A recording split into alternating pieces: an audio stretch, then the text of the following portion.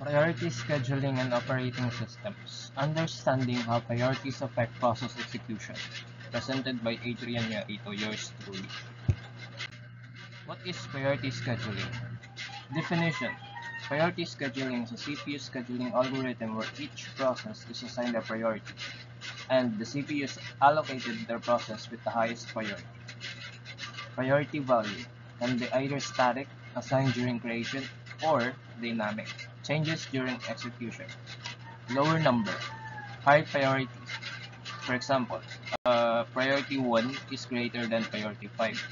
Use case, frequently used in real-time systems where some tasks are more critical than others. Types of priority scheduling. Non-preemptive. Once the CPU is allocated, it is not taken away until the process finishes. For example, printer job queue.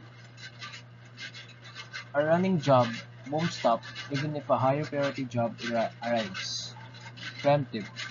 The currently running process is interrupted if a higher priority process arrives. For example, real-time systems where emergency tasks must interrupt ongoing tasks. So, the important concepts. Priority indicates the importance of a process. Burst time, total time required by a process for execution on CPU. Arrival time, the time when the process enters the ready queue. Waiting time, time spent by a process waiting in the ready queue. Turnaround time, total time from arrival to completion of a process. Turnaround equals to waiting time plus burst time. Example, non-preemptive priority scheduling. So this table indicates the value of the arrival time, burst time, and the priority of the process P1, P2, P3, and P4. Scheduling rules.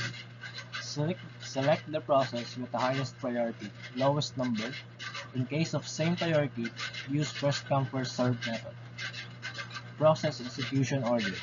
At time 0 to P1 starts, no competition. After P1 completes at time 10, P2, P3, and P4 have arrived. Choose P2 priority 1, then P4 priority 2, then P3 priority 4. So here's the Gantt chart. This represents the Gantt chart of the previous example. It shows how the CPU was allocated over time. Visual representation of execution order.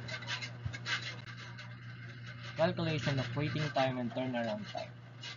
So this table indicates the waiting time and turnaround time. Average waiting time 0 plus 8 plus 6 plus 9 divided by 4. So the answer will be 5.75. Average turnaround time 10 plus 9 plus 7 plus 11 divided by 4. So the answer will be 9.25. Advantages of priority scheduling. Efficiency. Urgent tasks are executed first. Flexible. Can be tailored with dynamic priorities. And better responsiveness for real-time or critical systems. Disadvantages of priority scheduling.